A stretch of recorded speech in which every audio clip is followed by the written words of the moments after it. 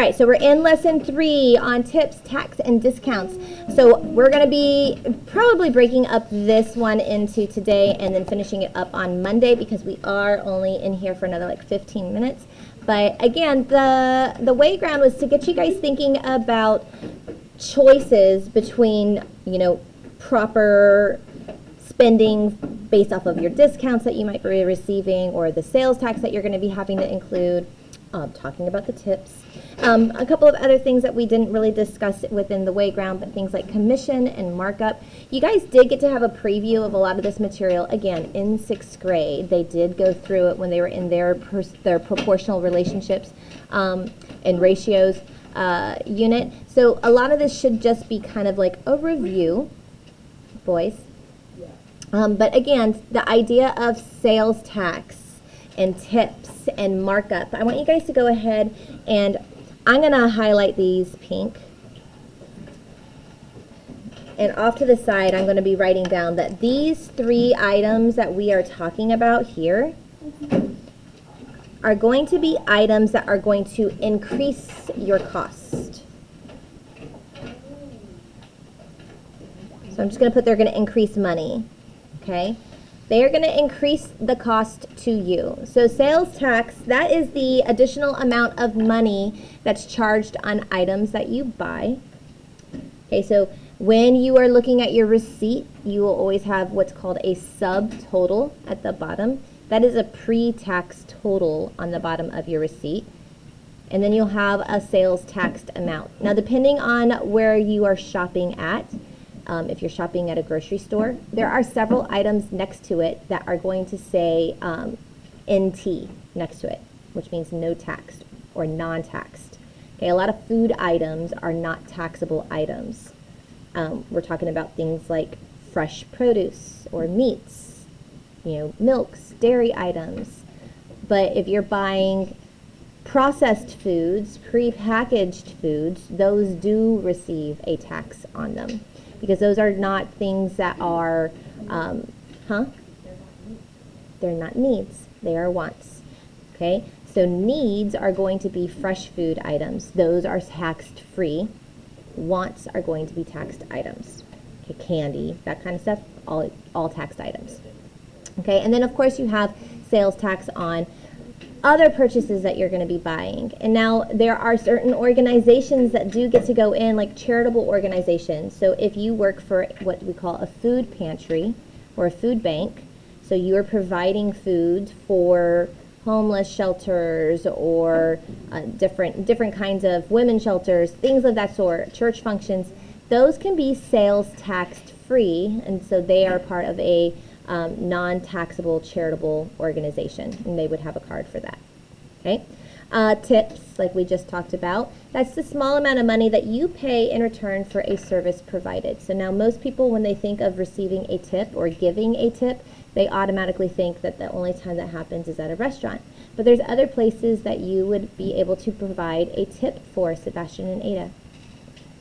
See my beautiful little nails? I just got them done yesterday, and I had to tip for it. But a lot of people don't think about tipping their nail tech when you go in and get some nail service. Oh, when you get your hair done. Eli, did you tip when you got your hair cut? You don't know? Hopefully your parent did. When you get your hair done, it is a customary practice to tip. It is a service that's provided. So a lot of people still do. Most people are very good about tipping for those things. Shh. But some things that people don't think about. Did you know that your garbage man is a service that's provided to you? Garbage pickup is a service provided to you. Some people don't think about it, but it's actually kind of nice to be able to tip your garbage man around the holidays and things like that. And a lot of times when you do provide a tip to them around the holidays, they might even be nice and take some items away that you normally wouldn't have been able to get them to take. Same thing with your delivery. When you have Amazon or FedEx, those things are being delivered. A lot of people don't think about it, but there's things that you can do. And now a tip doesn't always have to be monetary. Okay, you'll probably see some of those TikTok videos out there where people are putting snacks and drinks and things like that out there, especially around holidays when people are having a lot of deliveries provided for them because they're purchasing gifts for people. So they have their drivers are coming constantly. They might leave stuff off to the side for them to be able to pick.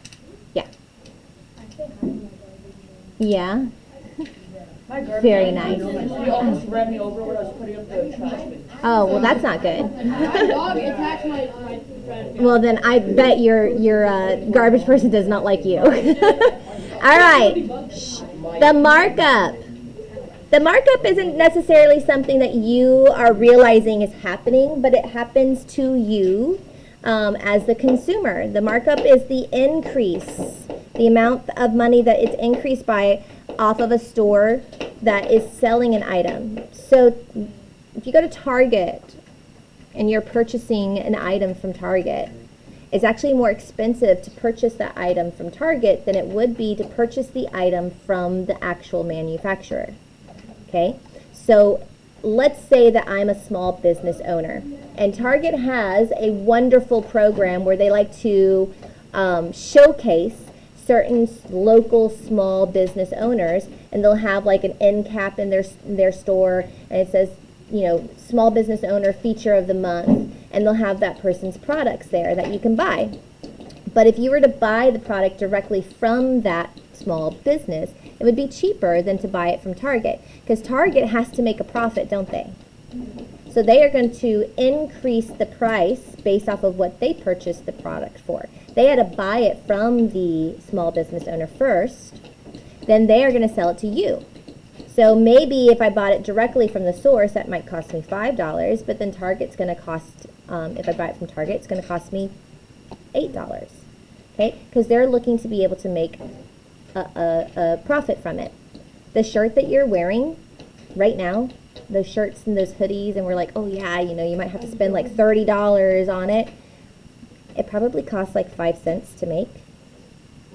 That's it. Okay? Because they're made in mass production. They're made through a very mass production product.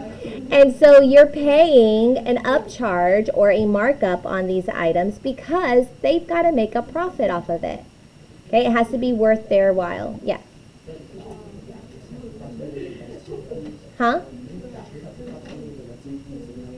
Yeah, but that's included in it. For the cost of just that one item, it's probably about 5 cents. That's including materials, including the cost to run the manufacturing company, all of it. Because they can produce these items so quickly. Okay? All right. Now, when we are taking a look at some of these other items here, we have a commission. So now commission is a little bit different. Commission is something where you are getting an increase in an item, but you aren't seeing it. Okay, so commission tends to happen a lot when, like, let's say that I'm selling my home. Okay, when I sell my home, I hire a real estate agent to help find people who want to buy my home. So now when they want to buy my home, they're not giving, like, let's say I sell my home for $500,000. The real estate agent isn't getting that $500,000. I'm getting that $500,000. But I got to pay the real estate agent. So they get something called a commission. And it might be something like 3% commission. 3% might not seem like a lot, but when it's on a big item like $500,000, that's a pretty good amount of money. Okay? You can also find a lot of different kind of jobs at the mall that will work on commission. So if you work where you're selling stuff, you can earn commission. And a lot of times commission can be anywhere between 3 to 10%. Okay? Car dealerships, a lot of them always worked on selling things and getting commission. So you'll hear often when they're trying to sell you a car and they'll be like, oh man, I'm not going to make any money off of this. Yes, they are. They're always making money. Don't ever believe that. They're always making plenty of money off of it. So they can go down as far as you need them to go down on the price. Okay? Discounts. Discounts is when we are actually going to be saving money. So we are having a reduction in the price. So you'll often see things where it says it's on sale, it's a % off, that kind of thing. So I'm going to go ahead and highlight that in my orange. And I'm going to write off to the side that this is going to decrease the money. So it's going to decrease the cost to you. Now, when we are setting these things up, we can use our exact same problems that we've been doing with proportions this entire time. So the proportion is not going to go away. That whole idea of part over whole is going to equal your percent over 100.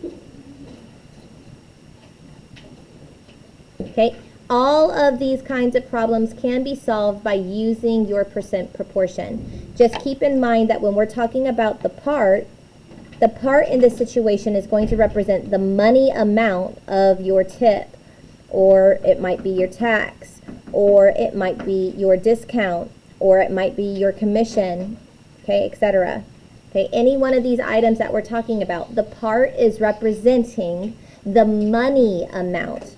Notice I'm talking about a money amount because there's a difference between the tip in dollars and the tip as a percent. Okay?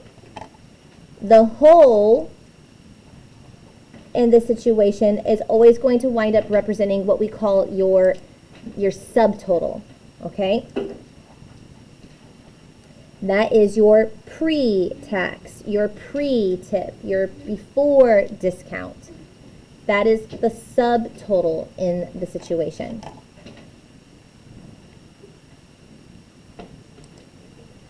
Okay, so let's take a look at our very first problem. We have a soccer ball that costs $30 and tax is 6%. We want to know the taxed amount. So you always want to make sure that you're being very careful about what the question is actually asking of you. That they only want to know what the taxed amount is.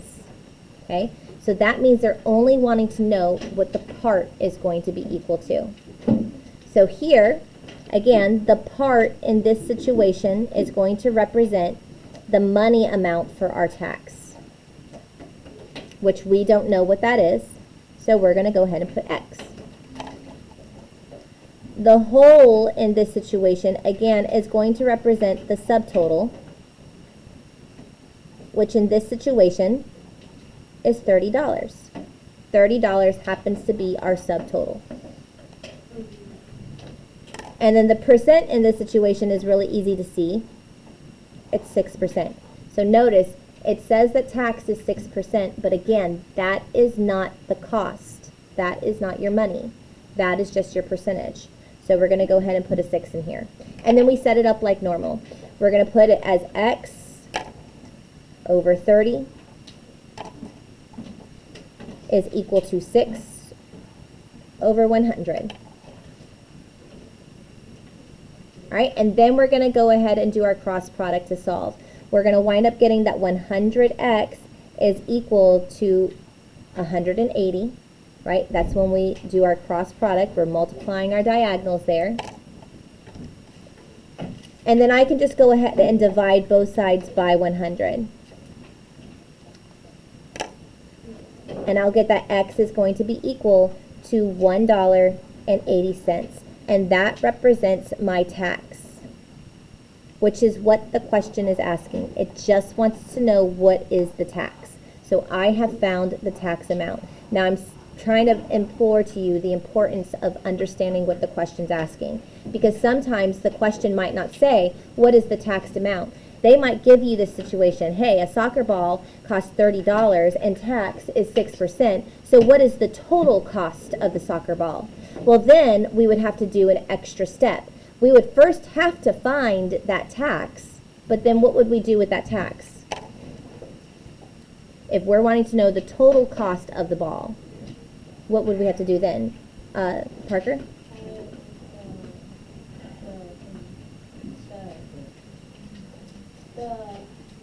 The cost, right? Add it with the total cost, right? The subtotal cost. So if we are wanting to know what is the total cost of the soccer ball, you have to go that extra effort of taking whatever your subtotal was, and then you're going to add it with that tax. Or if it was a situation where we had a discount, then instead of adding, we would subtract it from that subtotaled amount. So we have a subtotal cost of $30. We would be adding it with our taxed amount of $1.80. So we would have a final cost of $31.80.